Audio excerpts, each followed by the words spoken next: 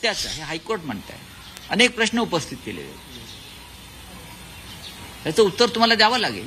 Mister Singam, हे दोन्ही सिंगम, आधी तुमच्यात ठरवा सिंगम कोण.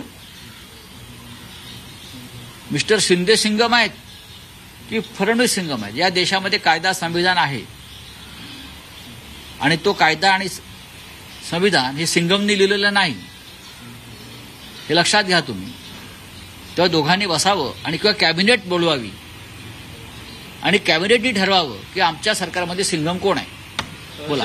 दिल्लीला जात आहेत, दिल्लीला काँग्रेसच्या काही नेत्यांची देखील भेट घेण्याची होऊ शकते. दोन नेते असतील, पाहू ना, तुम्हाला कळेल नंतर. सर, कांग्रेस के दो नेता जाके दिल्ली में मल्लिकार्जुन खड़गे से मिले और सीट शेयरिंग के बारे में मल्लिकार्जुन खड़गे ने कहा है कि इसे आसानी से और अच्छे से सॉल्व किया जाए. आप भी दिल्ली जाने वाले हैं ये सीट शेयरिंग को.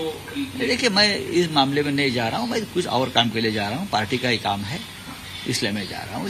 लेकिन ये बात सही है कि हाईकमांड कांग्रेस का हो या किसी का हो, सबकी भूमिका ये है कि बहुत शांतिपूर्ण तरीके से, संयमित तरीके से ये सीट शेयरिंग का काम होना चाहिए. अजित पवार के बारे में आपने ये कहा कि महायुति से अजित पवार को बाहर किया जाएगा.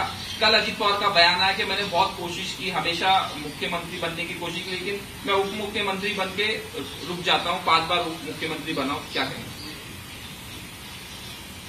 अब 5वीं बार बन के वो उप मुख्यमंत्री पद को पूर्ण विराम आ जाएगा, वो भी नहीं बनेंगे.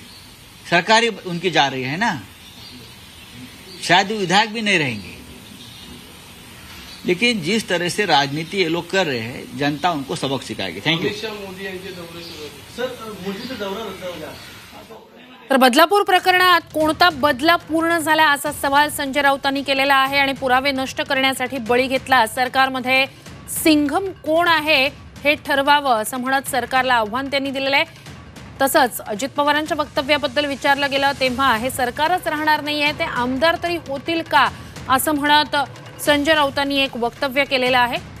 तर पुरावे नष्ट करण्यासाठी बळी घेतला बदलापूर अक्षय शिंदे एन्काउंटरच्या मुद्द्यावरून हा सवाल त्यांनी सरकारला केलेला आहे.